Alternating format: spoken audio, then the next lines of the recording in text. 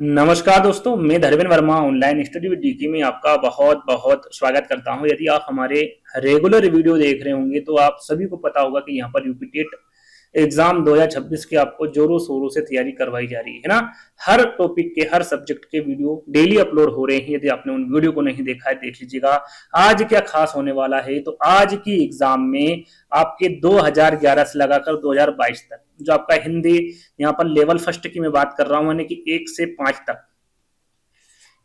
तक यानी कि प्राथमिक शिक्षक भर्ती के बारे में यहाँ पर बात की जा रही है। उसमें जो आपका हिंदी भाषा फर्स्ट है ना, भाषा फर्स्ट में जो आपकी हिंदी पूछी जाती है उसमें लेखक और उनकी रचनाओं से संबंधित प्रश्न पूछे जाते हैं। आपने यदि प्रीवियस ईयर पेपर देखे होंगे तो आप सभी को पता होगा कम से कम 3 से 4 यहाँ पर रचनाएं या फिर लेखक के बारे में पूछा जाता है कि भैया जो रचनाएं ये किसके द्वारा लिखी गई या फिर इन लेखक के द्वारा कौन सी रचना दी गई। इस प्रकार से प्रश्न पूछे जाते हैं।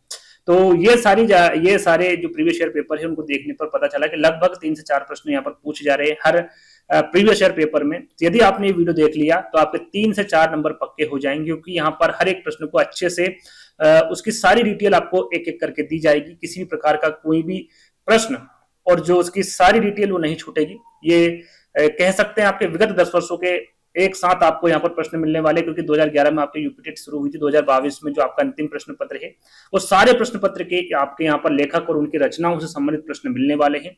तो आपको सिर्फ करना क्या है, वीडियो को लाइक करना है, चैनल को सब्सक्राइब कर लेना है और इस वीडियो को अपने दोस्तों के साथ जो यूपी टेट की तैयारी कर रहे हैं उनको जरूर शेयर कर दीजिएगा, ताकि उनको भी यहाँ पर लाभ मिल सके, है ना। तो देखिए यहाँ पर आपका ये 2011 में पूछा गया प्रश्न था आपका कि आधुनिक हिंदी साहित्य की पहली आत्मकथा के लेखक कौन माने जाते हैं। यहाँ पर देखिए थोड़ा सा बच्चे जो होते हैं कंफ्यूज हो जाते हैं, है ना। यहाँ पर पहली आत्मकथा पूछी गई है आधुनिक हिंदी की। यहाँ पर देखिए प्राचीनतम अलग है, प्राचीनतम हिंदी साहित्य की पहली आत्मकथा पूछे तो ये इसका आंसर अलग होगा, और आधुनिक हिंदी साहित्य की पहली आत्मकथा के लेखक के बारे में पूछे तो इसका आंसर अलग होगा। दोनों के बारे में बात करेंगे, सारी जानकारी लिखित रूप में दूंगा ताकि आपको पता चल सके। जहां पर समझ में ना आए अपने कॉपी में नोट डाउन कर लीजिएगा और जब भी आपको समय मिले पढ़ लीजिएगा, है ना। 4 विकल्प पढ़ लेते हैं। क्या आधुनिक हिंदी साहित्य की जो पहली आत्मकथा है उसके लेखक बाबू श्याम सुंदर दास है, देवेंद्र सत्यार्थी है, हरिवंश राय बच्चन है या फिर जयशंकर प्रसाद है।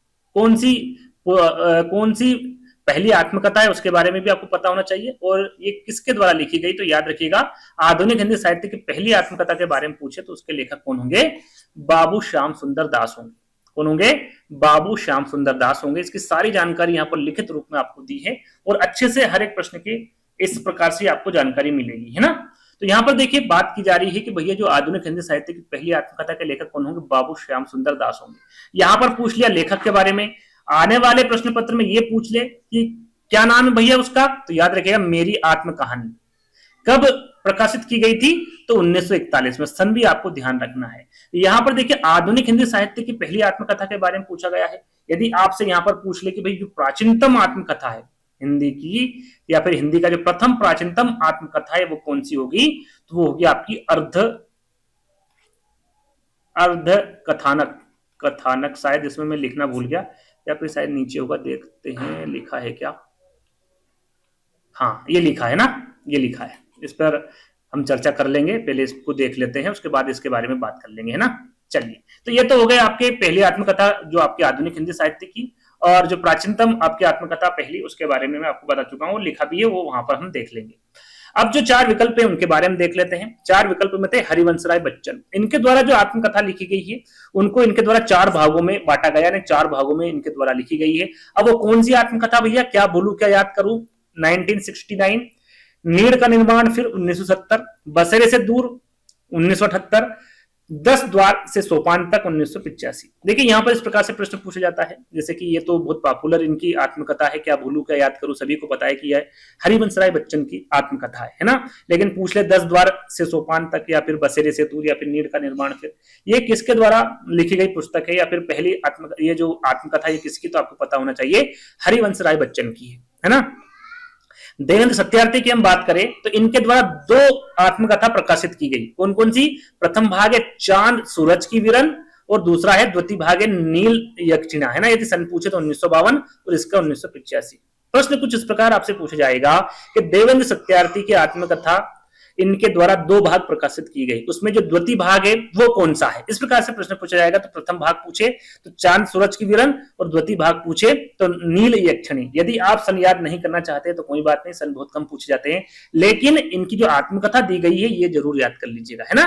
जैसे कि हम अभी बात करेंगे प्राचीनतम आपकी जो आत्मकथा है पहली वो कौन सी है, लेकिन यहां पर पूछ ले आपसे भैया हिंदी का प्रथम प्राचीनतम आत्मकथा कौन सा होगा, तो वो आपका होगा अर्ध कथानक। कौन सा होगा? अर्ध कथानक उसका नाम होगा। कौन सी भाषा में लिखी गई? तो ब्रज भाषा में। किसके द्वारा लिखी गई? तो याद रखिएगा बनारसी दास जैन, है ना। बनारसी दास जैन द्वारा रचित आत्मकथा ब्रज भाषा में अर्ध कथानक की रचना है की है इनके द्वारा, जिसे हिंदी का प्रथम प्राचीनतम आत्मकथा माना जाता है। तो यदि प्राचीनतम आत्मकथा के बारे में पूछे तो आपको पता होना चाहिए कब लिखी गई थी, तो 1641 ईस्वी में इसको लिखी गई थी, है ना। जयशंकर प्रसाद की हम बात करें तो इनके द्वारा वास्तव में कोई भी क्या भैया आत्मकथा नहीं लिखी गई। क्या नहीं लिखी गई? आत्मकथा जयशंकर प्रसाद के द्वारा नहीं लिखी गई, बल्कि क्या लिखा गया इनके द्वारा, है ना, इनके द्वारा आत्मकथक नाम का एक कविता लिखी गई थी। जयशंकर प्रसाद के और भी प्रश्न आएंगे तो यहाँ पर उनके बारे में और जानकारी हम दे देंगे। याद रखिएगा आत्मकथ्य नाम की एक कविता इनके द्वारा लिखी गई। किसके द्वारा लिखी गई पूछे तो जयशंकर प्रसाद के द्वारा लिखी गई। इनके द्वारा कोई सी भी आत्मकथा अभी तक नहीं लिखी गई है, ये आपको पता होना चाहिए। इनकी प्रमुख काव्य कृतियों के बारे में बात करें तो चित्राधार है, कानन कुसुम है, झरना है जो काफी पॉपुलर है इनकी। आपकी झरना हो गई, आंसू हो गई, लहर हो गई, कामायनी। इनसे काफी बार प्रश्न पूछे गए हैं ना कि लहर किसकी रचना है, कामायनी किसकी रचना, आंसू, झरना, ये बहुत पॉपुलर इनकी रचनाएं हैं, तो इनके बारे में ज्यादातर पूछा जाता है। तो याद रखिएगा किसके द्वारा लिखी गई रचना है, जयशंकर प्रसाद के द्वारा लिखी गई रचना है। एक ही प्रश्न में आपको कम से कम 10 से 20 प्रश्न हम आपको दे रहे हैं, तो वीडियो को लाइक कर दीजिएगा, चैनल को सब्सक्राइब कर लीजिएगा यदि इस प्रकार के और वीडियो आपको चाहिए। तो दूसरा प्रश्न पूछा गया, भैया किस कवि को कवियों का कवि कहा जाता है? वो कौन है? वो कौन है जिसे कवियों का कवि कहा जाता है? धर्मवीर भारती है क्या, शमशेर बहादुर सिंह है, रघुवीर सहाय है, या फिर सर्वेश्वर दयाल सक्सेना है? कौन है भैया? इसके बाद लगभग आपको 7 से 8 इनकी जो प्रमुख इनके द्वारा लिखी गई काव्य संग्रह उनके बारे में बताएंगे। सबसे पहले कवियों का कवि कैसे कहा जाता है, तो आपको पता होना चाहिए शमशेर बहादुर सिंह, है ना, इनको क्या कहा जाता है? कवियों का कवि कहा जाता है। अब इनके द्वारा कुछ प्रमुख काव्य संग्रह इनके द्वारा की गई है, वो कौन कौन से हैं? तो याद रखिएगा ये 7 जो है जो प्रमुख है ना, लिखे बहुत सारे गए, बहुत सारे लेखकों के बारे में, लेखक द्वारा, है ना, लेकिन जो उनके द्वारा जो प्रमुख जो कि आपके एग्जाम में पूछ जा सकते हैं उनको भी यहाँ लिखा गया है। तो यहाँ पर हम प्रमुख काव्य संग्रह की बात करें तो कुछ कविताएं सनाप याद करें तो ठीक, नहीं करें तो ठीक, लेकिन इनकी जो प्रमुख काव्य संग्रह है इनके बारे में आपको पता होना चाहिए। कुछ कविताएं, कुछ और कविताएं, चूका भी हूं मैं नहीं, इतने पास अपने, उदिता, अभिव्यक्ति का संघर्ष, बात बोलेगी, और काल मुझसे होड़ है मेरी। तो ये जो 7 आपकी जो प्रमुख काव्य संग्रह मैंने आपके बताए हैं ये किसके द्वारा लिखे गए हैं? तो शमशेर बहादुर सिंह के द्वारा लिखे गए और इनको कवियों का कवि कहा जाता है। याद रखिएगा, अच्छा प्रश्न है। चिंतामणि, ये भी अच्छा प्रश्न है और आगे पूछा जा सकता है भैया चिंतामणि किसका निबंध संग्रह है? याद रखिएगा इस प्रकार से भी पूछा जा सकता है चिंतामणि क्या है? तो याद रखें चिंतामणि क्या है? निबंध है एक तरह का, है ना। यह बाल मुकुंद गुप्त द्वारा लिखा गया है, हजारी प्रसाद द्विवेदी, रामचंद्र शुक्ल या फिर श्याम सुंदर दास, किसके द्वारा लिखा गया है? तो याद रखिएगा ये आचार्य रामचंद्र शुक्ल के द्वारा चिंतामणि एक निबंध है जो कि लिखा गया है। इनके बारे में हम बात करेंगे। उसके बाद में हजारी प्रसाद, बाल मुकुंद गुप्त जो विकल्प में है इनके बारे में भी हम आपको थोड़ी सी जानकारी देने वाले हैं। तो यहाँ पर देखिए जैसा कि हमने बताया कि चिंतामणि आचार्य रामचंद्र शुक्ल द्वारा दिया गया एक निबंध संग्रह है। कब दिया था सन पूछ ले तो 1939 में, 1939 में इसका प्रकाशित किया गया था। और हजारी प्रसाद द्विवेदी के जो प्रमुख निबंध संग्रह की हम बात करें, जैसे कि यहाँ पर हजारी प्रसाद द्विवेदी विकल्प में था, है ना, उनके जो प्रमुख निबंध के बारे में ही यहाँ पर बताऊंगा। जैसे कि प्रश्न में निबंध के बारे में पूछा गया और 4 विकल्प हैं, तो यदि निबंध के बारे में प्रश्न में पूछा गया है और 4 विकल्प हैं तो 4 विकल्पों में जो लेखक है उनके यदि निबंध के बारे में पूछा गया तो निबंध के बारे में ही आपको यहाँ पर जानकारी दूंगा। तो निबंध के बारे में विकल्प में प्रश्न में पूछा गया था, तो यहाँ पर हजारी प्रसाद द्विवेदी के प्रमुख निबंध संग्रह के बारे में हम बात करें तो अशोक के फूल है, कल्पलता है, विचार और वितर्क है, कुटज है, विचार प्रवाह है और आलोक पर्व है। जो सबसे ज्यादा इनके पॉपुलर निबंध है वो अशोक के फूल है, कल्पलता के बारे में पूछा जाता है ना, कुटज के बारे में पूछा जाता है, विचार प्रवाह के बारे में और विचार और वितर्क के बारे में। ये सारे के सारे अच्छे निबंध हैं, यानी कि इनके बारे में अधिकतर एग्जामों में पूछा गया तो आपको पता होना चाहिए। बाल मुकुंद गुप्ता की हम बात करें कि इनके द्वारा जो निबंध संग्रह प्रमुख है इनके, वो शिव शंभू के चिट्ठे और खत, ये पूछा गया काफी बार एग्जाम में। शिव शंभू के चिट्ठे और खत ये भी पूछा गया, तो आपको पता होना चाहिए दोनों जो निबंध संग्रह है किसके द्वारा लिखे गए हैं, बाल मुकुंद गुप्त के द्वारा लिखे गए हैं। आगे चलेंगे, चौथा प्रश्न आपसे पूछा गया था, प्रेम सागर किसकी रचना है?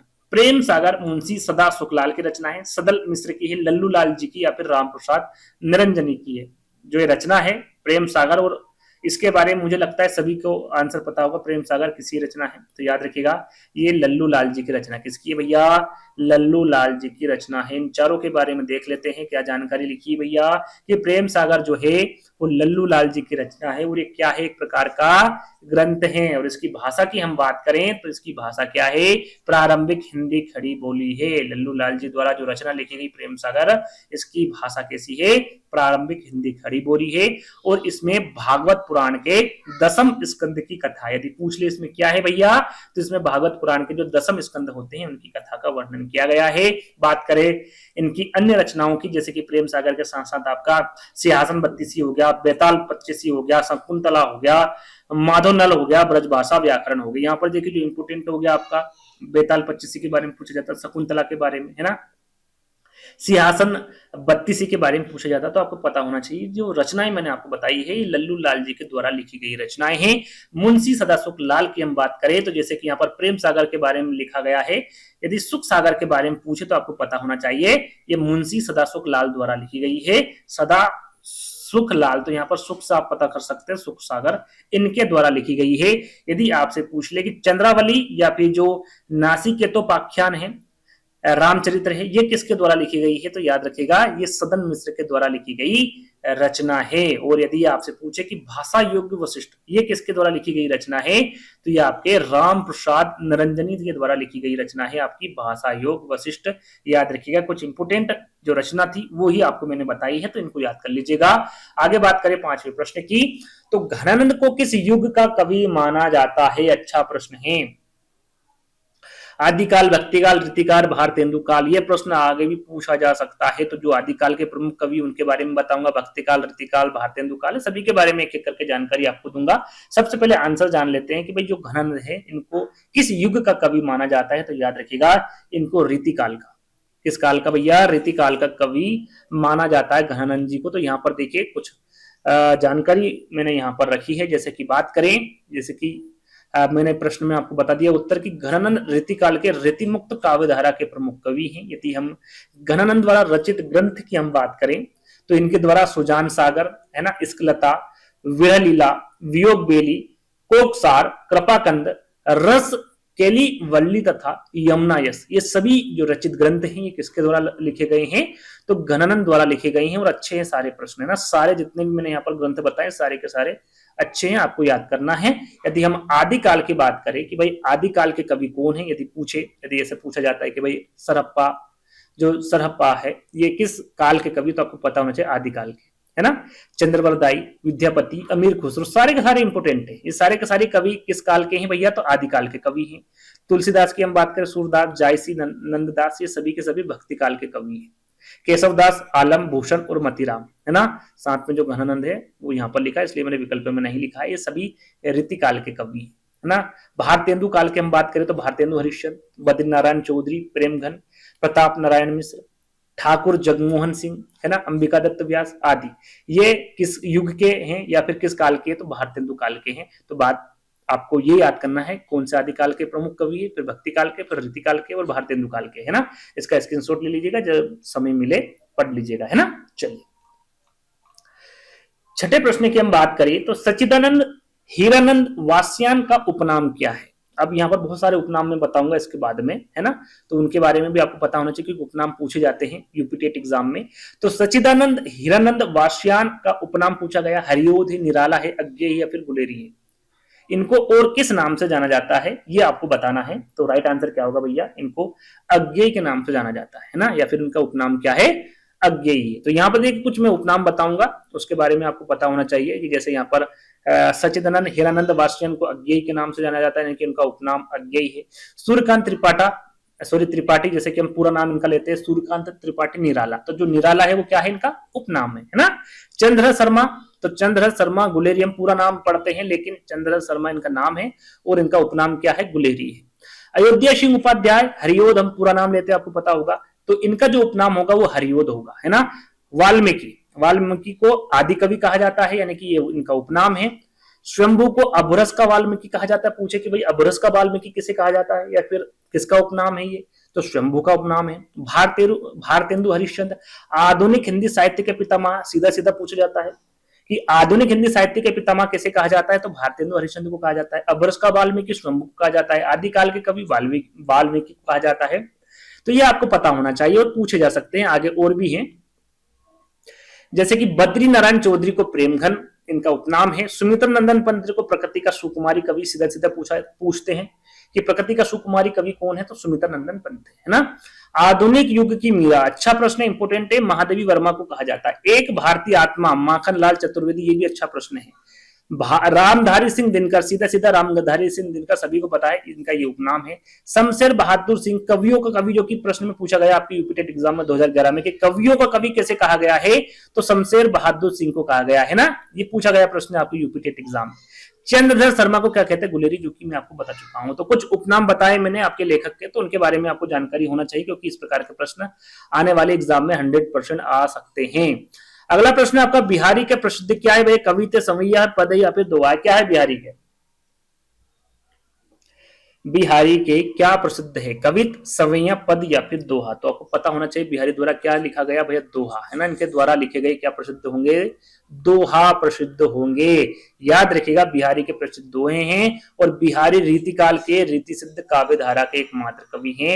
यदि जैसे कि हमने अभी देखा था रीतिकाल के कवि के बारे में, तो उसके अंदर क्या बिहारी जी भी आते हैं, और एकमात्र रीति सिद्ध काव्य धारा के एकमात्र कवि हैं जिन्होंने केवल एक रचना लिखी थी। यदि पूछे कि एक रचना कौन सी, यदि पूछे कि भाई जो सतसई रचना है वो किसके द्वारा लिखी गई, सीधा सीधा पूछा जाता है। तो जो सतसई रचना है या फिर बिहारी सतसई जिसे कहते हैं, और यदि प्रश्न में आपसे पूछे तो बिहारी सतसई नहीं देंगे, सिर्फ सतसई दे देंगे कि सतसई रचना किसके द्वारा लिखी गई है। तो याद रखिएगा ये बिहारी के द्वारा लिखी गई, और इनके द्वारा एक ही रचना लिखी गई है, जिसमें इसमें लिखी गई दोहा छंद में, इसकी व्याख्या इनके द्वारा की गई है।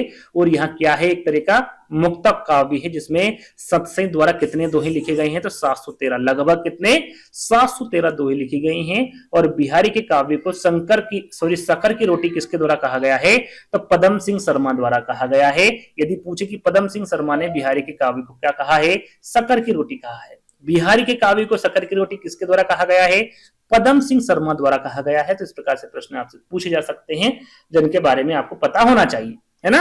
आगे बढ़ेंगे, सूरदास ने किस भाषा में सूरसागर की रचना की? अच्छा प्रश्न है, आ सकता है अवधी, ब्रज, खड़ी बोली या फिर राजस्थानी।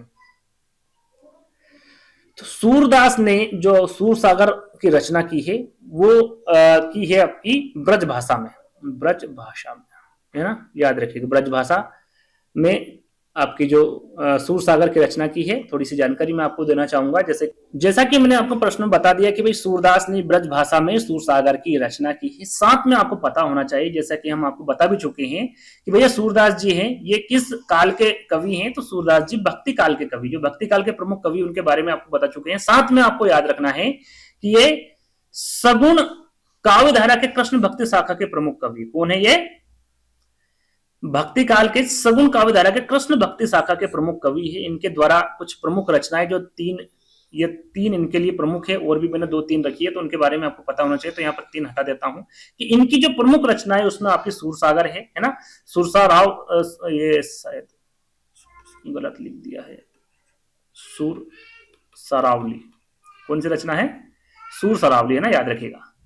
उसके बाद है साहित्य लहरी, गोवर्धन लीला, नाग लीला और भ्रमर गीत। ये सभी की सभी इनकी प्रमुख रचनाएं, इनके बारे में आपको पता होना चाहिए कि भैया सूरदास जी द्वारा कौन कौन सी रचनाएं लिखी गई, सूरसागर, सूर सरावली, साहित्य लहरी, गोवर्धन लीला, नाग लीला और भ्रमर गीत, है ना। आगे बढ़ेंगे, बीजक किसकी रचना है? आईएमपी प्रश्न भैया आ सकता है आने वाले एग्जाम में, ना ध्यान दीजिएगा। बीजक किसकी रचना है यदि पूछे, क्या ये सूरदास की है, तुलसीदास जी की, कबीरदास जी की, या फिर जायसी की है? किसकी भैया बीजक? तो याद रखेगा, बीजक रचना के बारे में पूछिए तो कबीरदास जी की रचना किसकी है? कबीरदास जी की रचना। अब इन चारों विकल्पों में देखेंगे भाई सूरदास जी की कौन सी रचना मैं आपको बता चुका हूं, वैसे तो एक बार और बता देंगे, तुलसीदास जी की, कबीरदास जी, जायसी की, सबके बारे में एक एक करके यहाँ पर जानकारी आपकी दे रखी है। तो सबसे पहले कबीरदास जी के बारे में जानेंगे। तो कबीरदास जी, देखिए इसमें कबीरदास जी की रचना शायद मैं लिखना भूल गया, चलो यहाँ से यहाँ पर लिखकर बता देता हूँ। जैसे कि बीजक आप विकल्प में देख ही चुके हैं, बीजक किसकी रचना है? ये कबीरदास जी की है। साथ में अनुराग सागर के बारे में पूछ ले, है ना, यही लिख देता हूं मैं, अनुराग सागर, ये भी किसकी रचना है? कबीरदास जी की रचना है ना। उसके बाद में शबद के बारे में पूछ ले, शबद किसकी रचना है? तो ये भी आपके कबीरदास जी की रचना है। उसके बाद में साखी ग्रंथ, साखी ग्रंथ, है ना, ये भी आपकी कबीरदास जी की रचना है। उसके बाद में रमेनी पूछा जाता है, रमेनी के बारे में, ये भी आपकी कबीरदास जी की रचना है। उसके बाद में ग्रंथावली, ग्रंथावली के साथ में आपकी रचनावली। हाँ, ये जो सारी रचनाएं किसके द्वारा लिखी गई रचना? कबीरदास जी के ना, यानी कबीरदास जी की रचना आपकी बीजक होगी, अनुराग सागर होगी, शबद होगी, राखी ग्रंथ हो गए, रमेनी, ग्रंथावली और रचनावली, है ना। इस सभी की सभी रचना किसके द्वारा लिखी गई है? कबीरदास जी के द्वारा लिखी गई रचना है। अब हम सूरदास, तुलसीदास और जायसी के बारे में देखेंगे, इनके द्वारा कौन कौन सी रचना लिखी गई।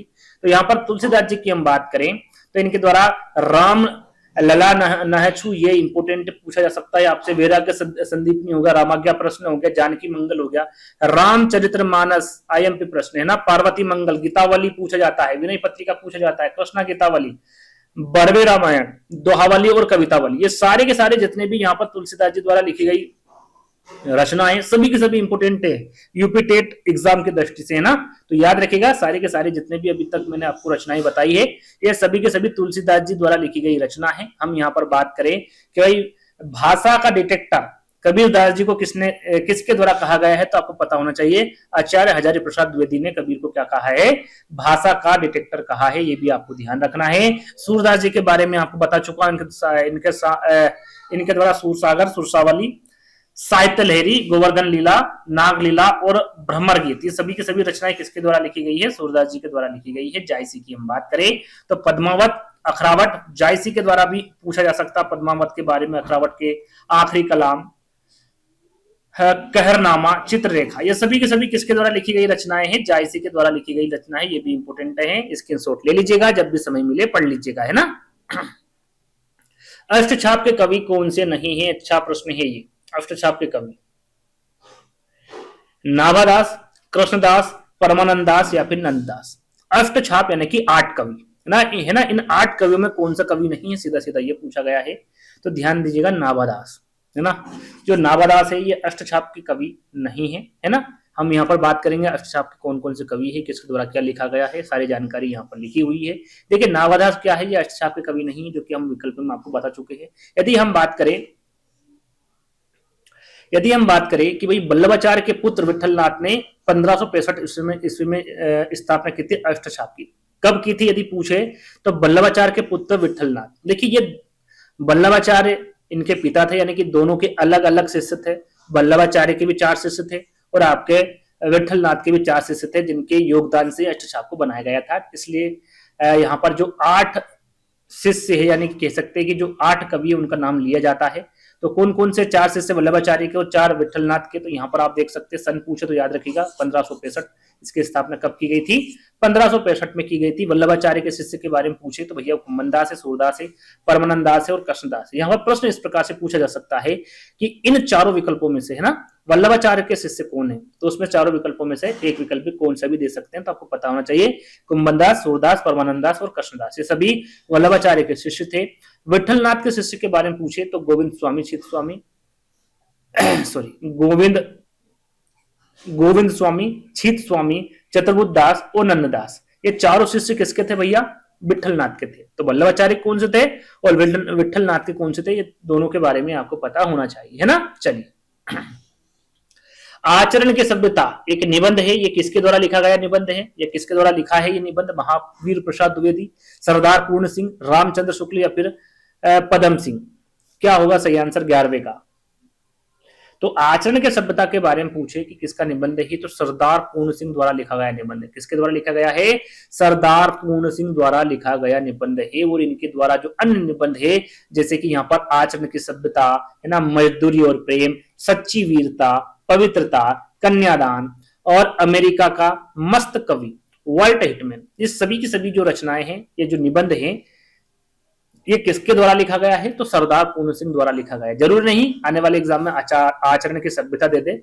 जो अभी तक मैंने आपको निबंध बताए, कहीं से भी किसी भी प्रकार से प्रश्न पूछा जा सकता है, तो आपको सरदार पूर्ण सिंह के जो अन्य निबंध है उनके बारे में पता होना चाहिए। विकल्प में आपके महावीर प्रसाद है ना, ये भी विकल्प में थे, और पदम सिंह वर्मा भी थे। तो इनके बारे में देख लेते हैं। ये आपके महावीर प्रसाद द्विवेदी है ना, महावीर प्रसाद द्विवेदी के जो निबंध है वो है आपके सप्ति शास्त्र, रसग रंजन, लेखांजलि, नाट्य शास्त्र, कालिदास के समय का भारत, दंड देव का आत्मनिवेदन, भाषा और व्याकरण, महाकवि माघ का प्रभाव वर्णन, आत्मनिवेदन, प्रभात तथा नेपाल। ये सभी के सभी निबंध किसके द्वारा लिखे गए हैं? तो महावीर प्रसाद द्विवेदी द्वारा लिखे गए निबंध है। पदम सिंह शर्मा के निबंध की हम बात करें सॉरी, तो मुझे मेरे मित्रों से बचाओ, दयानंद सरस्वती मर गए तथा हिंदी के प्राचीन साहित्य का उद्धार, है ना, ये सभी के सभी किसके द्वारा लिखे गए हैं भैया? पदम सिंह शर्मा के। एक विकल्प शायद अपना रह गया, रामचंद्र शुक्ल लिखा है, या फिर मैं आपको लिखकर बता देख लेते हैं। हाँ, लिखा हुआ है, तो याद रखिएगा आचार्य रामचंद्र शुक्ल के द्वारा जो दिए गए निबंध, लिखे गए निबंध, उसमें आपका भाव या मनोविकार है, उत्साह है, श्रद्धा और भक्ति है, करुणा है, लज्जा और ग्लानि है, लोभ और प्रीति है, घृणा है, ईर्ष्या है, भय क्रोध, कविता क्या है, भारतेंदु हरिश्चंद्र, तुलसी का भक्ति मार्ग और मानस की धर्म भूमि। ये सभी के सभी निबंध किसके द्वारा लिखे गए भैया? आचार्य रामचंद्र शुक्ल के द्वारा लिखे गए निबंध है। याद रखिएगा, स्क्रीनशॉट ले लीजिएगा। जब भी समय मिले, मैं बार बार दोहरा रहा हूं, पढ़ जरूर लीजिएगा, है ना। ऐसा नहीं है कि जो प्रश्न सामने दिखा वही का वही दे दे, है ना। वहां पर जो लेखक है उनके बारे में सारी जानकारी आपको इसलिए दे रहा हूं, कहीं से भी प्रश्न पूछा जा सकता है। कवितावली के रचनाकार के बारे में पूछ ले भाई, कवितावली के रचनाकार कौन है? सूरदास है, जायसी है, तुलसीदास जी या फिर घनानंद है, कौन होंगे भैया? तो याद रखिएगा, कवितावली के बारे में पूछे तो तुलसीदास जी होंगे। तुलसीदास जी द्वारा रचित है कवितावली। हम इनके बारे में थोड़ा डिस्कस कर लेते हैं कि भाई कवितावली जो है ये गोस्वामी तुलसीदास जी की ब्रज भाषा में रचित एक क्या है?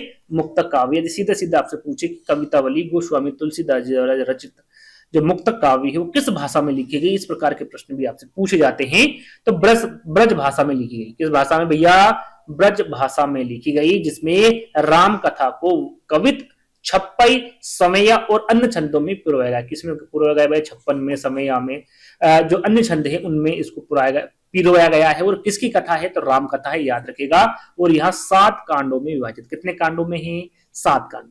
याद रखिएगा कितने कांडों में है भैया? 7 कांडों में, याद रखिएगा। और ये जो 7 कांड है वो आगे एक और प्रश्न आएगा, उसमें इसका जिक्र में करूंगा, यानी कि 7 कांड के बारे में बताऊंगा, है ना। सबसे पहले हम ये देख लेते हैं जैसे कि यहाँ पर तुलसीदास जी द्वारा कौन सी रचित है भैया? कवितावली। कवितावली के साथ साथ देख लेते हैं इनकी अन्य रचनाएं। वैराग्य संदीपनी है, रामाज्ञा प्रश्न है, रामलला नचिहू में शायद इसके बारे में आपको बता चुका हूं, इनके द्वारा रचित रचनाओं के बारे में फिर भी एक बार देख लेते हैं। जानकी मंगल है, रामचरितमानस है, पार्वती मंगल, कृष्ण गीतावली, गीतावली जो कि विकल्प में पूछा गया प्रश्न में, विनय पत्रिका, दोहावली और बरैया रामायण। ये सभी की सभी किसके द्वारा रचित रचनाएं हैं? तुलसीदास जी द्वारा रचित रचनाएं, है ना। सूरदास जी के बारे में आपको बता चुका हूं। ये 2-3 रचनाएं जो प्रमुख है, 3 इनकी प्रमुख रचनाएं, जिसमें सूरसागर है, सूर सरावली है तथा साहित्य लहरी है ना। क्या है? सूरसागर, सूर सरावली तथा साहित्य लहरी, जो कि अभी यूपीटेट एग्जाम में सूरसागर के बारे में पूछा जा चुका है। इन दोनों के बारे में आगे आ सकता है, तो आपको पता होना चाहिए। जायसे के बारे में आपको बता चुका हूं। पद्मावत, अखरावत, आखिरी कलाम, चित्ररेखा, कहरानामा और मसलनामा, ये सभी के सभी जो रचनाएं हैं या फिर काव्य ग्रंथ किसके द्वारा रचित हैं? तो भैया जायसी के द्वारा। घनानंद की हम बात करें तो सुजान सार, इश्क लता, विरह लीला, वियोग बेली, कोकसार, कृपानंद रस, केलीवल्ली तथा यमुना यस, इसके बारे में भी शायद आपको बता चुके हैं घनानंद की रचनाओं के बारे में। तो स्क्रीनशॉट ले लीजिएगा, समय मिले पढ़ लीजिएगा, है ना। तुलसीदास जी, सूरदास जी, जायसी और घनानंद, है ना। इनकी रचनाएं कौन कौन सी मैं आपको बता चुका हूं। चलिए, भूषण किस काल के कवि है। यहाँ पर भूषण के बारे में पूछा गया और मैं बता चुका हूं कि वीरगाथा काल के अंतर्गत कौन से कवि आएंगे, भक्ति काल के अंतर्गत, रीति काल के अंतर्गत और आदि काल के अंतर्गत। आपने देखा होगा, सही से पढ़ा होगा, तो यहाँ पर आप आसानी से आंसर लगा सकते हैं। भूषण जो है ये किस काल के कवि हैं, मैं आपको इसके बारे में अलग अलग जानकारी एक ही बार में दे चुका हूँ। वीरगाथा काल, भक्ति काल, रीति काल और आदि काल। तो इसका सही आंसर क्या होगा। तो भूषण के बारे में पूछे तो ये आपके रीति काल के कवि है। किस काल के भैया, रीति काल के। एक बार और दोहरा देता हूं ताकि यदि आपने वहां पर सही से नहीं पढ़ा है, यदि आपको याद नहीं हुआ है तो एक बार और सुन लीजिएगा, है ना। यदि भूषण के बारे में पूछे, जैसा कि हम बता चुके रीति काल, तो याद रखिएगा जो रीति काल है इसके प्रमुख कवियों को 3 धाराओं में बांटा है। जो कवि होते हैं इनके, उनकी रीति काल को 3 प्रमुख धाराओं में बांटा है। ये पहला है आपका रीति सिद्ध, दूसरा है पहला है रीतिबद्ध, दूसरा है रीति सिद्ध और तीसरा है रीति मुक्त। याद रखिएगा, अलग अलग धाराएं हैं ये, है ना। 3 धाराओं में बांटा गया है रीति काल को, जिसमें अलग अलग कवियों को अलग अलग रखा गया है। जैसे कि रीतिबद्ध के प्रमुख कवि, यहाँ पर सीधा सीधा पूछ ले कि भैया रीतिबद्ध के प्रमुख कवि के अंतर्गत कौन सा कवि आएगा, तो आपको पता होना चाहिए उसमें केशवदास, चिंतामणि, मतीराम, देव और पद्माकर। ये सभी के सभी जैसे सीधे सीधे पूछे तो ये सभी के सभी रीतिकाल के कवि है ना। लेकिन रीतिकाल के अंतर्गत इनको 3 धाराओं में बांटा है, ये ध्यान दीजिएगा, रीतिबद्ध, रीति सिद्ध और रीति मुक्त। इनके अंतर्गत जो रीतिकाल है उनके अंतर्गत जो 3 धाराएं आपको बताई, उनके अंतर्गत अलग अलग कवियों को बांटा गया है, अलग अलग कवियों को रखा गया है ना। लेकिन ये सभी किसके अंतर्गत आएंगे, रीतिकाल के अंतर्गत आएंगे। और यहाँ पर रीतिबद्ध के बारे में आपको बता चुका हूँ, केशवदास, चिंतामणि, मतीराम, देव और पद्माकर। रीति सिद्ध के अंतर्गत जो प्रमुख कवि है वो बिहारी है, सेनापति है, रसनिधि है। रीति मुक्त के अंतर्गत जो प्रमुख कवि आएंगे वो घनानंद जी आएंगे, आलम आएंगे, बोध आएंगे। जैसे कि यहाँ पर सीधा सीधा आपसे पूछा गया था कि भाई जो घनानंद जी है ये किस काल के कवि, तो वहां पर विकल्प में क्या था भैया, रीतिकाल था ना, रीतिकाल। यदि ये ना होते हुए रीति मुक्त होता विकल्प में तो आप वहां पर राइट आंसर लगा सकते थे, क्योंकि ये रीति मुक्त के अंतर्गत आते हैं, रीति काल के अंतर्गत, रीति मुक्त के अंतर्गत आएंगे घनानंद, है ना। आप समझ गए होंगे मेरी बात को। यदि यहाँ पर सीधा सीधा हम जानकारी दें कि रीति काल से जो सबसे प्रसिद्ध कवि हैं ये आपको अलग अलग बता दिए, एक बार फिर यहाँ पर बता देते हैं जो कवि इसके अंतर्गत नहीं आएंगे वो यहाँ पर आप देख सकते हैं, बिहारी, केशवदास, भूषण, पद्माकर और घनानंद। ये सभी क्या है भैया, रीति काल के सबसे प्रसिद्ध कवि है। ज्यादातर जो पूछे जाएंगे वो इन्हीं में से आपसे पूछे जाएंगे, है ना। वीर गाथा काल के प्रमुख कवियों में आपके चंद्रबरदाई आ जाएंगे, जगनिक आ जाएंगे। जगनिक के बारे में पूछा गया था भैया प्रश्न कि जगनिक किस काल के कवि है, तो आपको पता होना चाहिए वीर गाथा काल के। नरपति नाला, दलपति विजय और अमीर खुसरो, ये सभी के सभी वीर गाथा काल के कवि हैं, याद रखिएगा। आगे हम बात करें भक्ति काल, आदि काल और आधुनिक काल, क्योंकि आधुनिक काल शायद विकल्प में नहीं था, है ना, मैंने अलग से रखा है इसको ताकि इसके बारे में भी आपको पता होना चाहिए। भक्ति काल में आपके हो जाएंगे इसको भी 2 भागों में बांटा है, जैसे कि हमने अभी देखा था कृष्ण भक्ति, सगुण भक्ति और निर्गुण भक्ति, है ना। सगुण भक्ति के कवि अलग है और निर्गुण भक्ति के कवि अलग है। यदि आपसे सीधा सीधा पूछ ले भाई तुलसीदास जी किस काल के कवि है, विकल्प में भक्ति काल है तो बिल्कुल सही है ना, अच्छी बात है, आपको ये पता है। लेकिन वहां पर ये पूछ ले कि तुलसीदास जी किस काल के कवि है, सगुण भक्ति काल के हैं या फिर निर्गुण भक्ति काल के, तो आपको पता होना चाहिए सगुण भक्ति के अंतर्गत आएंगे, क्योंकि जो भक्ति काल के अंतर्गत इनको 2 भागों में बांटा है, सगुण भक्ति और निर्गुण भक्ति। तो सगुण भक्ति के जो प्रमुख कवि होंगे उसमें आपके तुलसीदास जी आ जाएंगे, सूरदास जी, मीराबाई और अष्टचाप के कवि जितने भी हैं ये सभी के सभी सगुण भक्ति के प्रमुख कवियों के अंतर्गत आएंगे। निर्गुण भक्ति के प्रमुख कवि कबीरदास हो गए, रैदास हो गए, गुरु नानक, दादू दयाल हो गए और मलिक मोहम्मद जायसी जैसे संत और सूफी कवि, ये सारे के सारे किसमें शामिल है, निर्गुण भक्ति के प्रमुख कवियों में शामिल है। याद रखिएगा, सगुण भक्ति और निर्गुण, ये 2 भागों में बांटा है भक्ति काल, है ना। अब आदिकाल के प्रमुख कवि की हम बात करें, इसमें आपके अब्दुल रहमान आ जाएंगे, नलपति नाला, चंद्रबरदाई, दलपति विजय, जगनिक आ जाएंगे आपके, है ना।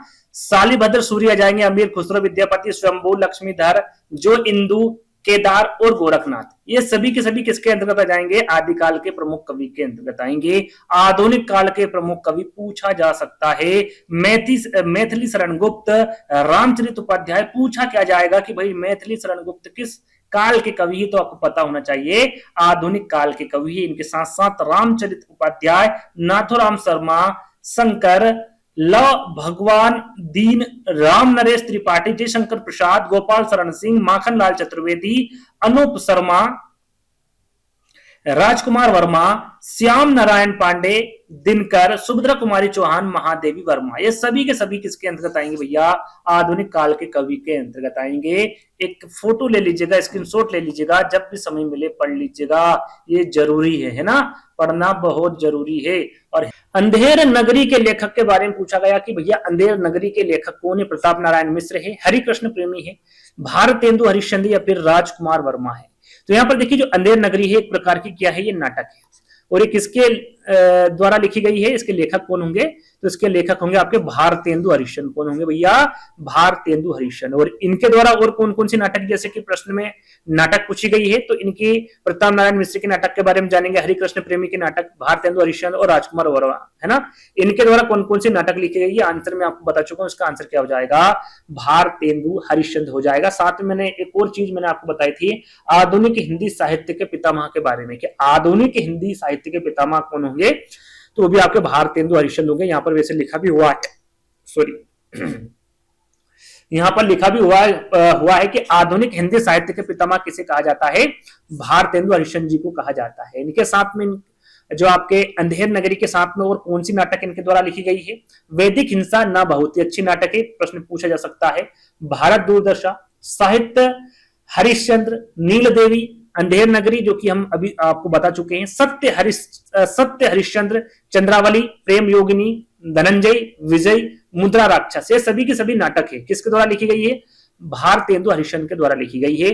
प्रताप नारायण मिश्र द्वारा लिखी गई जो प्रमुख नाटक है उसमें आपकी कली कौतुक है, संगीत शाकुंतलम है, हटीम हमीर है, गो संकट है और कली प्रभाव है ना। ये किसके द्वारा लिखी गई नाटक है? प्रताप नारायण मिश्र के। हरिकृष्ण प्रेमी के नाटक की बात करें तो स्वर्ण विहान, रक्षाबंधन, शिवा साधना, प्रतिशोध, पाताल विजय और बादलों के पार, ये सभी के सभी नाटक किसके द्वारा लिखी गई है? हरिकृष्ण प्रेमी के द्वारा लिखी गई है। राजकुमार वर्मा के नाटक की हम बात करें, रेशमी टाई, पृथ्वीराज की आंखें, ये पूछा जाता है। दीपदान पूछा जाता है। चारों मित्रा, रजत, रश्मि और ऋतुराज, ये सभी के सभी नाटक किसके द्वारा लिखी गई है? राजकुमार वर्मा के द्वारा लिखी गई है। स्क्रीनशॉट ले लीजिएगा, समय मिलते पढ़ लीजिएगा, सारी के सारी इंपोर्टेंट है। आदिकाल में पहेलियां लिखने वाले कवि के बारे में पूछा गया है। वैसे हमने आदिकाल के जो प्रमुख कवि हैं उनके बारे में आपको बता ही दिया है, और मैं आपको बता दूं आदिकाल के अंतर्गत आपको जगनीक भी आएंगे, खुसरो भी आएंगे, सरहप्पा भी आएंगे और गोरखनाथ भी आएंगे। अब आपको बताना है कि इसमें पहेलियां लिखने वाले कवि कौन थे। तो इस प्रकार का प्रश्न पूछा जाता है तो हमेशा याद रखिएगा अमीर खुसरो, इनके द्वारा पहेलियां लिखने वाले, ये इनके द्वारा पहेलियां लिखी गई थी, है ना। तो बी वाला विकल्प आपका सही होगा। यहाँ पर जैसे कि हमने अभी आपको बताया, पहेलियों के साथ साथ मुकरिया भी देते कि पहेलिया और मुकरिया के लिए प्रसिद्ध कौन थे, तो वो अमीर खुसरो थे, है ना। साथ में यदि आपसे पूछे कि खड़ी बोली के आदि या फिर प्रथम कवि किसे माना जाता है, तो वो भी अमीर खुसरो को माना जाता है। साथ में आदिकाल के प्रमुख कवि हम आपको बता चुके हैं, एक बार और रिपीट करवा देते हैं ताकि आपको ये और अच्छे से याद हो जाए। यहाँ पर एक नाम और ऐड कर लीजिएगा, सरहप्पा, जो कि मैं इसमें ऐड करना भूल गया था, यहाँ कर लेते, कोई बात नहीं। सरहप्पा ये भी क्या है? आदिकाल के प्रमुख कवि है। एक नाम और ऐड कर लीजिएगा, जैसे कि अब्दुल रहमान मैंने आपको बता दिया था, नरपति नारा चंद्रबरदाई, दलपति विजय, जगनीक, सालिभद्र सूरी, अमीर खुसरो, विद्यापति, स्वयंभू, लक्ष्मीधर, जो इंदु, केदार और गोरखनाथ। साथ में सरप्पा के बारे में भी आपको पता होना चाहिए, ये भी आदिकाल के कवि है, जैसे कि यहाँ पर लिखा हुआ है। पूरी हिंदी के प्रथम कवि भी माने जाते हैं। किसके द्वारा कहा गया है या फिर किसके द्वारा माना गया है? तो राहुल साकृत्यायन के द्वारा, है ना। राहुल साकृत्यायन द्वारा किसे हिंदी का प्रथम कवि माना गया है, तो वो है आपके सरप्पा। और सरप्पा किस काल के कवि है? आदिकाल के हैं, है ना। हिंदी का प्रथम कवि कौन है? सरप्पा है। इस प्रकार से प्रश्न पूछे जाते हैं तो आपको पता होना चाहिए। साथ में इनका जो प्रसिद्ध ग्रंथ है वो है दोहा कोश। कौन सा है? दोहा कोश आपके सरप्पा का प्रसिद्ध ग्रंथ है, याद रखिएगा, आपको पता होना चाहिए। साथ में हम गोरखनाथ की बात करें तो हम आपको बता चुके हैं आदिकाल के कवि हैं। साथ में नाथ साहित्य का आरंभकर्ता के बारे में पूछे तो भी कौन हो? गोरखनाथ। नाथ से याद रख लीजिएगा, नाथ साहित्य का आरंभकर्ता किसे माना जाता है? तो गोरखनाथ जी को माना जाता है। सबसे पॉपुलर आपका परमाल रासो। परमाल रासो किसके द्वारा लिखी गई? जगनीक द्वारा। इसे क्या कहा जाता है? इसे आला खंड भी कहा जाता है या फिर इसे आला खंड के नाम से भी जाना जाता है। ये रिपीटेड प्रश्न है भाई साहब, अच्छा प्रश्न है, आपको पता होना चाहिए। साथ में आपसे पूछे कि रासो साहित्य परंपरा के कवि के बारे में पूछ ले तो कौन होंगे भैया? जगनीक होंगे। रासो से याद रख लीजिएगा, परमाल रासो के किसके द्वारा ये रचित ग्रंथ है? तो जगनीक के द्वारा। याद रखिएगा, परमाल रासो को ही आलाखंड के नाम से जाना जाता है। ये इंपोर्टेंट है, ये जो परमाल रासो है ये वीर रस युक्त ग्रंथ है और इसकी रचना की जिसे आलाखंड के नाम से भी जाना जाता है। ये याद रखिएगा, ये आगे पूछा जाएगा तो आपको पता होना चाहिए। आगे हम यहाँ पर बात करेंगे कि भाई हजारी प्रसाद द्विवेदी का निबंध कौन सा नहीं है। अब हम पहले ही आपको बता चुके हैं कि हजारी प्रसाद द्विवेदी के निबंध कौन कौन से, क्या बताया था मैंने, अशोक के फूल बताया था, क्या कुटज, विचार प्रवाह, व्रत और विकास, क्या बताया था मैंने आपको, अशोक के फूल बता दिया था, कुटज बता दिया था, विचार प्रवाह बता दिया था, व्रत और विकास बताया था क्या, नहीं बताया, क्योंकि ये आपके हजारी प्रसाद द्विवेदी द्वारा लिखा गया निबंध नहीं है। किसके द्वारा सॉरी किसके द्वारा लिखा गया निबंध है, तो ये जो शांति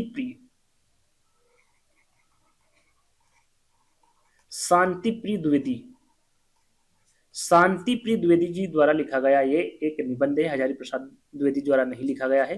तो डी वाला विकल्प आपका सही होगा। इनके बारे में थोड़ा सा जान लेते हैं कि भाई देखिए यहाँ पर लिखा हुआ है कि व्रत और विकास शांति प्रिय द्विवेदी का निबंध है, ना कि आपके, यहाँ पर देखिए थोड़ा सा मिसप्रिंट हुआ है, हजारी प्रसाद द्विवेदी लिखा हुआ है, हाँ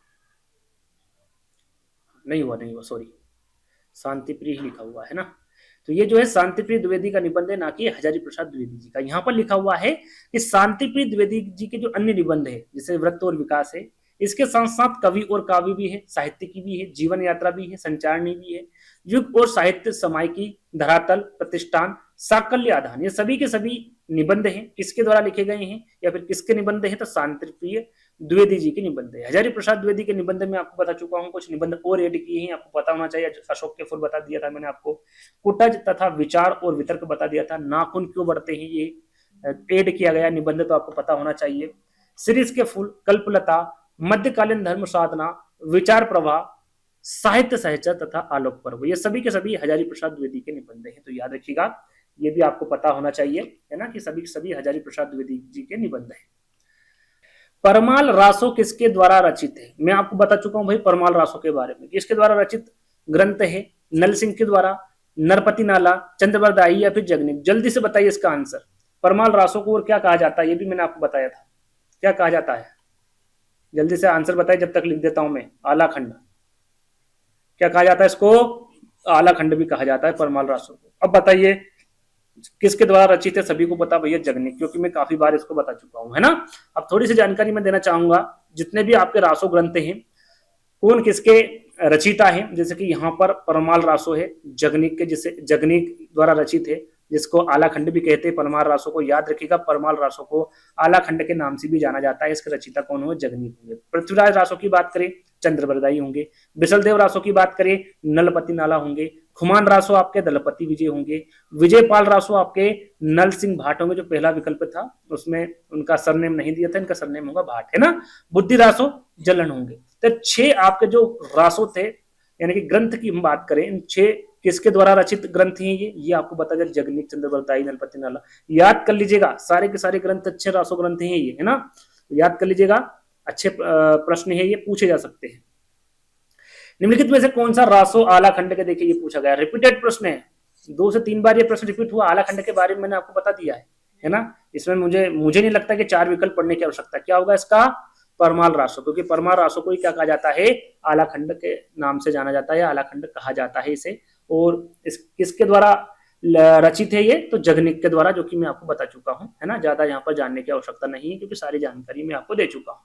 मृगावती किसकी रचना है भैया, उस्मान की, मंजन की, कुतुबन की या फिर जायसी की। मृगावती, ये भी अच्छा प्रश्न है, मृगावती। तो याद रखिएगा, ये कुतुबन द्वारा लिखी गई रचना है मृगावती, है ना।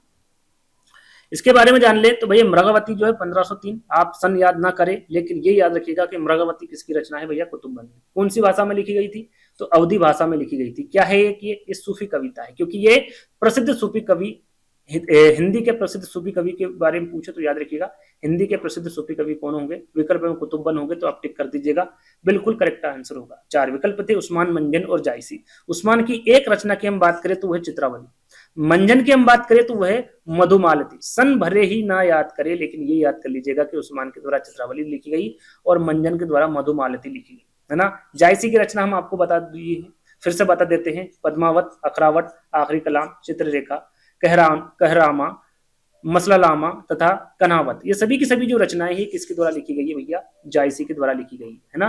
रामचरितमानस महाकाव्य है ना, इसकी भाषा के बारे में पूछा गया भैया, इसकी भाषा क्या है, इस महाकाव्य की अवधि ब्रज खड़ी बोली या फिर भोजपुरी। तो रामचरितमानस के बारे में पूछे तो उसकी भाषा क्या होगी भैया, अवधि, क्या होगी, अवधि भाषा होगी, पहला वाला विकल्प सही होगा। किसके द्वारा लिखा गया है, तुलसीदास जी द्वारा लिखा गया है। मैं आपको बता चुका हूँ तुलसीदास जी द्वारा जो रचनाएं लिखी गई है, प्रमुख या फिर ग्रंथ लिखे गए हैं, महाकाव्य लिखे गए, वो मैं आपको बता चुका हूँ। और 7 कांड की मैंने बात की थी, कोई 7 कांड में आगे बताऊंगा, ये 7 कांड है ना। गोस्वामी तुलसीदास जी द्वारा कृत रामचरितमानस अवधि भाषा में रचित एक महाकाव्य ग्रंथ है। यहाँ पर किस भाषा में लिखी गई, अवधि भाषा में। किसके द्वारा लिखी गई, तुलसीदास जी द्वारा लिखी गई। 2-3 प्रश्न यहाँ पर बन रहे हैं, आपको पता होना चाहिए। और रामचरितमानस ने गोस्वामी जी के राम कथा का वर्णन किया। इसमें किसका वर्णन किया है, राम कथा। कितने कांड बताए हैं, 7 कांड बताए हैं या फिर 7 सोपान बताए हैं, जो कि आपका पहला हो जाएगा। बाल कांड का वर्णन किया है, फिर अयोध्या कांड आ जाएगा, फिर अरण्य कांड आ जाएगा, फिर किष्किंधा कांड आ जाएगा, सुंदर कांड आ जाएगा, लंका कांड आ जाएगा, फिर उत्तराकांड आ जाएगा। इस प्रकार से 7 कांडों में विभाजित किया है आपकी रामचरितमानस को, या फिर राम कथा का वर्णन किया है 7 कांड में, ना। याद रखिएगा कौन कौन से, वो मैं आपको बता चुका हूं। आदिकाल के लिए वीरगाथा काल का, देखिए पूछा गया, मैंने बता दिया था आपको। आदिकाल के लिए वीरगाथा काल का नाम किसने प्रस्तावित किया, डॉक्टर राजकुमार वर्मा ने, महापंडित राहुल साकरात्या ने, आचार्य महाचंद्र शुक्ल ने, या फिर आचार्य रामचंद्र शुक्ल ने, या फिर आचार्य हजारी प्रसाद द्विवेदी ने। किसने आदिकाल को क्या नाम दिया है, ये मैं सारी चीजें आपको बताऊंगा, लगभग 6-7 नाम बताऊंगा, है ना, किसके द्वारा क्या बताया गया। सबसे पहले इसका आंसर जान लेते हैं, तो इसका सही आंसर क्या होगा, वीरगाथा काल। जल्दी से बताइए फटाफट। तो यहाँ पर आ जाएगा भैया आचार्य रामचंद्र शुक्ल, है ना। आदिकाल के लिए वीरगाथा काल का नाम किसने प्रस्तावित किया है, तो आचार्य रामचंद्र शुक्ल द्वारा प्रस्तावित किया गया है। यहाँ पर कुछ और नाम मैंने लिखे हैं, जैसे कि आदिकाल को चारण काल किसने कहा है, तो ये आपके जॉर्ज गिरेसन द्वारा कहा गया। अच्छा प्रश्न है ना, पूछा जा सकता है। जितने भी यहाँ पर ये नाम लिखे हैं सारे के सारे अच्छे पूछे जा सकते हैं। आदिकाल को प्रारंभिक काल आपका मिश्रबिंदु ने कहा है। आदिकाल को बीज वपन काल आचार्य महावीर प्रसाद द्विवेदी ने कहा है। आदिकाल को वीरगाथा काल, जैसे कि हम प्रश्न में देख चुके हैं, आचार्य रामचंद्र शुक्ल द्वारा कहा गया है। आदिकाल को सिद्ध सामंत काल आपके पंडित राहुल साकरात्यान, जो कि विकल्प में थे, तो यहाँ पर सिद्ध सामंत काल कहा है आदिकाल को। आदिकाल को संधि काल एवं चारण काल किसके द्वारा कहा गया है, तो डॉक्टर राजकुमार वर्मा के द्वारा। आदिकाल किसके द्वारा कहा गया है, तो डॉक्टर हजारी प्रसाद द्विवेदी द्वारा कहा गया है ना। तो ये 6-7 नाम है, शायद 2-4-2-6-7 नाम है ना, याद कर लीजिएगा, अच्छे हैं सारे के सारे। आदिकाल की रचना है भैया, आदिकाल की रचना कौन सी, अखरावट, छत्रसाल दशक, दीपशिखा, खुमान रासो। अभी तक हम जो पढ़ते आए हैं ये पढ़ते आए हैं कि भाई आदिकाल के कवि कौन से हैं, लेकिन आदिकाल की रचना के बारे में भी आपको पता होना चाहिए। या जब आदिकाल के कवि के बारे में आपको पता होगा, या फिर लेखक के बारे में पता होगा, और लेखक ने कौन कौन सी रचना लिखी वो पता होगा, तो आप यहाँ पर आसानी से गेस कर सकते हैं कि सही आंसर क्या होगा। आदिकाल की रचना पूछी गई है तो वो है खुमान रासो, है ना। और खुमान रासो किसके द्वारा लिखी गई है, दलपति विजय। वो दलपति विजय कौन से काल के अंतर्गत आते हैं, तो आदिकाल के अंतर्गत, मैंने आपको बताया था ना। इस प्रकार से आप याद कर सकते हैं। तो खुमान रासो क्या हो जाएगा, आपका करेक्ट आंसर हो जाएगा। यहाँ पर देखिए लिखा भी हुआ है कि खुमान रासो आदिकाल की रचना है, और खुमान रासो के रचयिता कौन होंगे, दलपति विजय होंगे। जो कि 3 विकल्प हैं, उसके बारे में भी हम जान लेते हैं। जो अखरावट है ये भक्ति काल से संबंधित है। किससे है, भक्ति काल से। और किसके द्वारा लिखी गई है, मलिक मोहम्मद जायसी। छत्रसाल दशक की बात करें तो रीतिकाल से संबंधित है, ये भूषण द्वारा लिखी गई है। दीपशिखा की हम बात करें तो ये आधुनिक काल की रचना है, और ये महादेवी वर्मा द्वारा लिखी गई रचना है। तो ये जो 3 विकल्प हैं, इनके बारे में मैंने आपको बता दिया है ना, याद आपको होना चाहिए। चलिए, राष्ट्रवाद कवि रामधारी सिंह दिनकर को उर्वशी के लिए ज्ञानपीठ पुरस्कार किस वर्ष प्रदान किया गया था। देखिए रामधारी सिंह दिनकर को सीधे सीधे यदि आपसे पूछे कि रामधारी सिंह दिनकर को ज्ञानपीठ पुरस्कार किसके लिए मिला था, तो याद रखिएगा उर्वशी के लिए। रामधारी सिंह दिनकर को उर्वशी जो पुरस्कार मिला, उर्वशी के लिए कौन सा पुरस्कार मिला, तो याद रखिएगा ज्ञानपीठ पुरस्कार। 2 से 3 प्रश्न आपके ये बन गए, ये आपको पता होना चाहिए। अब बात करते हैं किस वर्ष प्रदान किया गया था, 71, 72, 73 या फिर 74, कब किया गया था, तो सन पूछे तो 1972। कब ज्ञानपीठ पुरस्कार प्राप्त हुआ था या प्रदान किया गया था, 1972 में। यहाँ पर जानकारी भी इनकी रखी गई है कि राष्ट्रवादी कवि रामधारी सिंह दिनकर को उनकी कृति उर्वशी के लिए ज्ञानपीठ पुरस्कार 1972 में प्रदान की गई थी। कौन सी कृति के लिए, उर्वशी। कब की गई थी, 1972 में। किसको, रामधारी सिंह दिनकर, है ना। हिंदी भाषा पर प्रथम ज्ञानपीठ पुरस्कार, यहाँ पर हमने जान लिया कि भाई उर्वशी के लिए इनको मिला था, लेकिन हिंदी भाषा का जो प्रथम ज्ञानपीठ पुरस्कार है वो किसको मिला था प्रथम बार? तो पहली बार मिला था सुमित्रा नंदन पंत को। किसको? सुमित्रा नंदन पंत को। कब मिला था? 1968 में। इनको कब मिला था? 1972, है ना, याद रखिएगा 1968। उनकी कृति कौन सी थी? क्यों मिला था? तो चिदंबरा के लिए इनको मिला था, एक रचना है इनकी चिदंबरा, उनके लिए इनको ज्ञानपीठ पुरस्कार मिला था, जो कि हिंदी भाषा का प्रथम ज्ञानपीठ पुरस्कार है, और ये सुमित्रा नंदन पंत को 1968 में मिला था, है ना। और 1978 यानी कि अज्ञे को कितनी नावों में कितनी बार के लिए यदि पूछ ले कि भाई कितनी नावों में कितनी बार के लिए अज्ञे जी को कब मिला था, तो ये मिला था 1978 में, है ना, इनको भी मिल चुका है।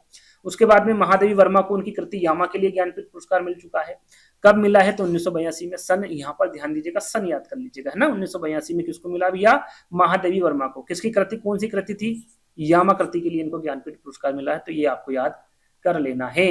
यहाँ पर आचार्य रामचंद्र लिखा हुआ यार, है ना। आचार्य रामचंद्र शुक्ल का निबंध के बारे में पूछा गया है, और मुझे लगता है मैंने इनके जो निबंध है वो मैं आपको बता चुका, हाँ बता दिए, है ना। तो यहाँ पर गलत नहीं होना चाहिए। माटी के फूल बताया था क्या? चिंतामणि। छही बोले कण मुस्कुराए या फिर आलोक पर्व, क्या बताया था मैंने? रामचंद्र शुक्ल के निबंध बताए थे मैंने, क्या बताया था उसमें? जल्दी से फटाफट बताइए। और ये तो सीधा सीधा प्रश्न पूछा गया था भैया, पूछा गया था आपसे चिंतामणि के बारे में। चिंतामणि किसकी रचना है? पूछा गया था कि नहीं पूछा गया था? बताइए जल्दी फटाफट बताइए, टाइम नहीं है, वीडियो बड़ा हो रहा है। पूछा था, क्या बताया था मैंने वहां पर? रामचंद्र शुक्ल, है ना, आचार्य रामचंद्र शुक्ल द्वारा ये निबंध है चिंतामणि। यानी कि इसको पलट दिया, प्रश्न को आंसर को प्रश्न बना दे, ये भी आपका रिपीटेड प्रश्न है। और यहाँ पर आप देख सकते हैं कि प्रश्न रिपीट होते हैं, है ना। तो बी वाला विकल्प आपका सही होगा। यहाँ पर देखिए रामचंद्र शुक्ल का निबंध कौन सा होगा? चिंतामणि। और निबंध भी मैंने आपको बताए थे, भाव व मनोविकार, उत्साह, श्रद्धा और भक्ति, करुणा, लज्जा और ग्लानि, लोभ और प्रीति, घृणा, ईर्ष्या, भय, क्रोध, कविता क्या है, भारतेंदु हरिश्चंद्र, तुलसी का, भक्ति मार्ग, मानस की धर्मभूमि, ये सभी के सभी जो निबंध है ये किसके हैं? आचार्य रामचंद्र शुक्ल के। रिपीटेड प्रश्न है ये। चिंतामणि किसकी रचना? सीधे सीधे प्रश्न पूछा गया था, रामचंद्र शुक्ल की। अब यहाँ पर उल्टा कर दिया है कि रामचंद्र शुक्ल का कौन सा निबंध संग्रह है। तो इस प्रकार से प्रश्न भी आपसे पूछे जाते हैं जो कि रिपीटेड हो सकते हैं, है ना। विकल्प में आपका आलोक पर्व था, इसके लेखक कौन होंगे? हजारी प्रसाद द्विवेदी होंगे। छंद बोले कण मुस्कुराए थे विकल्प में, इसके लेखक कौन होंगे? विष्णु प्रभाकर होंगे। याद रखिएगा, सारे के सारे अच्छे प्रश्न हैं। सूरसागर भैया, सूरसागर किस भाषा की रचना? मैंने भाषा बताया था सूरसागर, ये प्रश्न आया था। सूरसागर के रचनाकार कौन है ना, ये प्रश्न पूछा गया था, जिसमें मैंने भाषा बताई थी। याद हो आपको? तो आप याद करेंगे तो आपको याद होगा। अवधी, बुंदेली, ब्रज या फिर छत्तीसगढ़ी, क्या होगा? तो याद रखिएगा, सूरसागर के बारे में पूछे तो वो आपकी हो जाएगी ब्रज भाषा, है ना। कौन सी हो जाएगी? ब्रज भाषा। इनके बारे में मैं आपको बता ही चुका हूं भैया कि इनकी रचना कौन सी या फिर काव्य ग्रंथि कौन सी? सूरसागर है, सुरसावली है, साहित्य लहरी है, नल दमयंती तथा बिहालो, ये दो शायद ऐड की थी मैंने नई इनकी काव्य ग्रंथि, तो इनको भी याद कर लीजिएगा। तो ये इनकी जो प्रमुख जो 3 महाकाव्य है, सूरसागर, सुरसावली और साहित्य लहरी, इन तीनों को तो याद कर ही लीजिएगा, है ना। और ये किस भाषा में है? भाषा ब्रज में है, याद होना चाहिए आपको, ये मैं आपको पहले भी बता चुका हूं। वीरों का कैसा हो वसंत कविता किसके द्वारा लिखी गई? सुमित्रा कुमारी चौहान, सुभद्रा कुमारी चौहान, माखनलाल या फिर दिनकर, क्या होगा?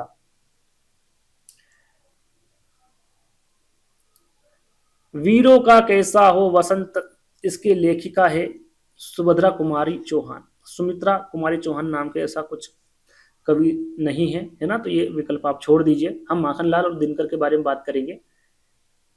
सबसे पहले जान लेते हैं सुभद्रा कुमारी चौहान के बारे में, है ना। वीरों का कैसा हो वसंत सुभद्रा कुमारी चौहान द्वारा रचित एक कविता है, जो कि हम आपको बता चुके हैं। और सुभद्रा कुमारी चौहान वीर रस लिखा हुआ है ना, वीर रस की कवित्री थी। पूछे किस रस की कवित्री थी भैया? तो वीर रस, है ना। इनके द्वारा जो प्रसिद्ध कविताएं हैं, स्वदेश के प्रति, झंडे की इज्जत में, झांसी की रानी, सभा का खेल, बोल उठी बिटिया मेरी, वीरों का कैसा हो बसंत, जलियांवाला बाग में बसंत इत्यादि, ये सभी कविताएं किसके द्वारा लिखी गई है? सुभद्रा कुमारी चौहान के द्वारा लिखी गई रचना है। प्रकाश वर्ष की दृष्टि से डॉक्टर हरिवंश राय बच्चन की रचनाओं का सही क्रम क्या है? मतलब पहली कौन सी लिखी, उसके बाद कौन सी लिखी, उसके बाद कौन सी लिखी, इस प्रकार से आपको बताना है। तो पहले विकल्प में उलट पुलट कर दिया है, विकल्प पढ़ने की जरूरत नहीं है। क्या होगा जल्दी से बता सकते हैं आप आंसर कमेंट के माध्यम से। तो सबसे पहले इनकी जो रचना थी वो थी मधुशाला, है ना। अब मधुशाला, मधुबाला ये नहीं होगी, मधुशाला ये हो सकता है आंसर। मधुकलश ये नहीं होगा, निशा, ये तो पहले ही आंसर में समझ आ गया कि मधुशाला जो है इनने 1935 में लिखी थी। कब लिखी थी? 1935 में। फिर लिखी थी मधुबाला 1936। फिर लिखा था भैया इनका मधुकलश 1937। पर निशा निमंत्रण 1938। इस प्रकार से आपको इन रचनाओं को जमाना था, यानी कि सही क्रम बताना था। यदि एक पता होती पहली तो आप आंसर लगा सकते थे, कोई बड़ी बात नहीं थी। दूसरा वाला विकल्प आपका सही होगा, शायद मैंने यहाँ पर लिखा भी हुआ है। हाँ देखिए, देखिए यहाँ पर सही क्रम मैंने आपको बता ही दिया, जैसे कि मधुशाला 1935, मधुबाला 1936, मधुकलश 1937, निशा निमंत्रण 1938, है ना। हरिवंश राय बच्चन की जो और रचनाएं हैं उनके बारे में आपको पता होना चाहिए, ये भी मैंने ऐड करी है इसमें, जैसे कि मधुशाला हो गया, मधुकलश हो गया, मधुबाला, निशा नियंत्रण, एकांत संगीत, संत रंगिनी, मिलन यामिनी, अंकुल अंतर, बुद्ध और नाचघर, प्रणय पत्रिका, आरती और अंगार, ये सभी के सभी किसके काव्य है या फिर रचनाएं हैं? तो हरिवंश राय बच्चन की रचनाएं हैं, याद रखिएगा। इनकी आत्मकथा की बात करें, क्या भूलू के याद करूं, जो कि हम पहले ही प्रश्न में शायद इनके बारे में बता चुके थे आपको। नीड़ का निर्माण, फिर बसेरे से दूर, 10 द्वार के सोपान तक, प्रवास की डायरी, है ना। लगभग मैंने 4 आत्मकथा के बारे में आपको बताया था, जहां तक आप मेरे को पता है और आपको भी पता होगा, मैंने बताया था, है ना। चलिए अगला प्रश्न देखेंगे, तुलसीदास जी के रचनाकार कौन है? अच्छा प्रश्न है। डॉक्टर रामविलास शर्मा, केशव दास, महादेवी वर्मा, सूर्यकांत त्रिपाठी, निराला। यहाँ पर तुलसीदास जी के बारे में नहीं पूछा गया है, तुलसीदास जी के रचनाकार कौन है ये पूछा गया है। तुलसीदास के रचनाकार कौन है, किसके द्वारा लिखी गई वही तुलसीदास? तो याद रखिएगा सूर्यकांत त्रिपाठी निराला। इनका नाम सिर्फ सूर्यकांत त्रिपाठी है, ये इनका क्या है? उपनाम है, जो कि पूछा जाता है। तो याद रखिएगा वो 4th वाला विकल्प आपका सही होगा। तुलसीदास जी के रचनाकार कौन होंगे भैया? सूर्यकांत त्रिपाठी निराला होंगे। और यहाँ एक प्रसिद्ध खंड काव्य है, क्या है इस खंड काव्य भैया? तुलसीदास, है ना। और वर्ष 1938 में इसे प्रकाशित किया गया था। और गोस्वामी तुलसीदास जी का जीवन पर यह आधारित, जैसे कि नाम से ही पता चल रहा है। निराला जी की जो प्रमुख काव्य कृतियां हैं उनके बारे में आपको पता होना चाहिए। परिमल, गीतिका, अनामिका, तुलसीदास, कुकुरमुत्ता, अणिमा, नए पत्ते, बेला, अर्चना, आराधना और गीत कुंज, ये सभी की सभी जो कृतियां हैं, काव्य कृतियां हैं, ये आपके सूर्यकांत त्रिपाठी निराला जी की मुख्य काव्य कृतियां हैं, जिनके बारे में आपको पता होना चाहिए।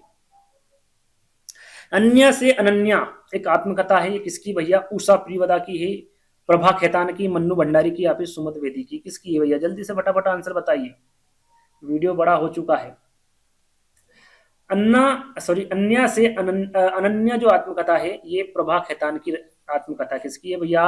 प्रभा खेतान की आत्मकथा है, यहाँ पर मैंने लिखा भी हुआ है। इसका प्रकाशन वर्ष पूछे तो 2007 है। इनकी कविता संग्रह की हम बात करें तो अपरिचित, उजले, सीढ़ियां चढ़ती ही में, एक और आकाश की खोज में, ये इनकी कविता संग्रह। उपन्यास की हम बात करें, आओ पेपे घर चले, तालाबंदी, अग्नि संभावना, अपने अपने चेहरे, पीली आंधी और स्त्री पक्ष, ये सभी उपन्यास किसके हैं भैया? उपन्यास प्रभा खेतान के उपन्यास और कविता संग्रह में आपको बता चुका हूं, तो ये याद होना चाहिए। प्रभु जी तुम चंदन हम पानी किसकी काव्य भैया? अच्छा प्रश्न है। हरिदास, दादू, कबीर, नानक, क्या है? किसकी काव्य कृति है? ये पंक्ति कह सकते हैं, तो इस पर भी एक वीडियो बनाऊंगा, है ना। ये पंक्ति आ गई है इसमें, तो पंक्ति और भी पूछी गई है, उन पर भी एक वीडियो बनाऊंगा, यदि इस पर अच्छा रिस्पॉन्स मिला तो जरूर बनाऊंगा। तो इसका सही आंसर क्या होगा भैया? प्रभु जी तुम चंदन हम पानी, याद करिए किसके द्वारा रचित काव्य है ये? हरिदास द्वारा। किसके द्वारा भैया? हरिदास द्वारा। लेखक और उनकी रचना का कौन सा जोड़ा गलत है? यहाँ पर देखिए जोड़ा गलत कौन सा है, ये सीधा सीधा बताना है। अशोक के फूल, हजारी प्रसाद द्विवेदी, ये मैं आपको बता चुका हूँ। आचार्य महादेव प्रसाद द्विवेदी, रसंग रंजन, बिल्कुल ये भी सही होगा। रामधारी सिंह दिनकर, संस्कृति के 4 अध्याय, बिल्कुल ये काफी इंपोर्टेंट पूछा जा सकता है आगे वाले एग्जाम में, तो याद रखिएगा। स्कंदगुप्त, ये लक्ष्मी नारायण मिश्र द्वारा नहीं लिखी गई है, ये रचना लक्ष्मी नारायण मिश्र द्वारा नहीं लिखी गई है, ये आपके जयशंकर प्रसाद द्वारा लिखी गई रचना है ना।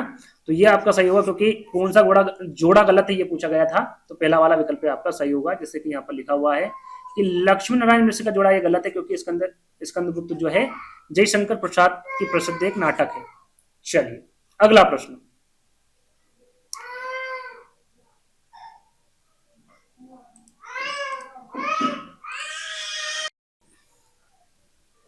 कवि और उनकी रचना का कौन सा जोड़ा सही नहीं है? देखिए यहाँ पर फिर से वही प्रश्न पूछ लिया गया है, प्रश्न एक जैसा है लेकिन विकल्प यहाँ पर अलग अलग दे दिए गए हैं ना।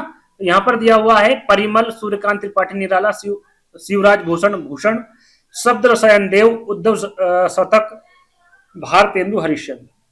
तो यहाँ पर देखिए परिमल की हम बात करें तो सूर्यकांत त्रिपाठी निराला द्वारा लिखी गई है, शिवराज भूषण भूषण के द्वारा लिखी गई है, शब्द रसायन देव के द्वारा, उद्धव शतक, जो उद्धव शतक है भैया ये भारतेंदु हरिश्चंद्र के द्वारा नहीं लिखी गई है, ये किसके द्वारा लिखी गई है, जगन्नाथ दास रत्नाकर, किसके द्वारा लिखी गई है, जगन्नाथ दास रत्नाकर के द्वारा लिखी गई, भारतेंदु हरिश्चंद्र द्वारा नहीं लिखी गई है। फोर्थ वाला विकल्प यहाँ पर सही होगा। और यहाँ पर हम देख लेते हैं, लिखा भी हुआ है कि उद्धव शतक भारतेंदु हरिश्चंद्र का जोड़ा सही नहीं है, उद्धव शतक के रचनाकार कौन होंगे, जगन्नाथ दास रचनाकार होंगे, है ना। चलिए अगला और लास्ट प्रश्न है, अगला और लास्ट प्रश्न। तो टोटल कितने प्रश्न लेकर आया, 33, शायद मैं शुरू में आपको नहीं बताया टोटल कितने थे इसमें, 33 प्रश्न। लेखक और उनकी कृति के युग्म में कौन सा युग्म गलत है, फिर से वही प्रश्न पूछ लिया, लेकिन विकल्प यहाँ पर भी अलग होंगे। तो आर्यों का आदि देश डॉक्टर संपूर्णानंद बिल्कुल सही होगा, वोल्गा से गंगा राहुल साकृत्यायन बिल्कुल सही होगा, सूरज की सातवां घोड़ा धर्मवीर भारती बिल्कुल सही होगा, दर्शन दिग्दर्शन ये रामचंद्र शुक्ल द्वारा नहीं लिखा गया है, ये आपका राहुल साकृत्यायन आ जाएगा, जो कि यहाँ पर लिखा हुआ है, यहाँ पर लिख देता हूं, राहुल साकृत्यायन द्वारा लिखी गई रचना है ना। दर्शन दिग्दर्शन ये रामचंद्र शुक्ल की नहीं है, तो फोर्थ वाला विकल्प क्या हो जाएगा आपका, सही हो जाएगा। यहाँ पर भी लिखा हुआ है, ये मैं आपको बता चुका हूं। इनके द्वारा जो प्रमुख कृतियां हैं या फिर जो रचनाएं हैं राहुल साकृत्यायन के द्वारा, वो वोल्गा से गंगा है, धुमक्कड़ शास्त्र है, मेरी तिब्बत यात्रा है, मेरी यूरोप यात्रा है, किन्नर देश में मध्य एशिया का इतिहास, मानव समाज, वैज्ञानिक भौतिकवाद और दर्शन दिग्दर्शन जो कि विकल्प में था, है ना। वोल्गा से गंगा और दर्शन दिग्दर्शन दो विकल्प तो एक ही प्रश्न में आपको देखने को मिल गए। तो ये राहुल साकृत्यायन की प्रमुख कृतियां हैं या फिर प्रमुख रचनाएं हैं। तो ये रहे आपके 33 प्रश्न जो कि आपके यूपी टेट 2011 से 22 तक के एग्जाम में पूछे गए थे। आई होप आपको वीडियो पसंद आया होगा। अपने दोस्तों के साथ वीडियो को शेयर करना है, चैनल को सब्सक्राइब कर लेना है और वीडियो को लाइक जरूर करना है, ताकि हमें पता चल सके कि भाई हाँ आपको इस प्रकार के वीडियो चाहिए। कमेंट्स के माध्यम से बुरा या फिर भला जो आपको इच्छा हो वो जरूर करिएगा, जिससे कि हमें पता चल सके कि हाँ इस प्रकार के वीडियो आपको चाहिए या फिर नहीं, है ना। आपके अनुसार ही हम वीडियो बनाते हैं, है ना। तो ये आप जरूर करना है आपको। तो अगले वीडियो में जल्द मिलेंगे, धन्यवाद।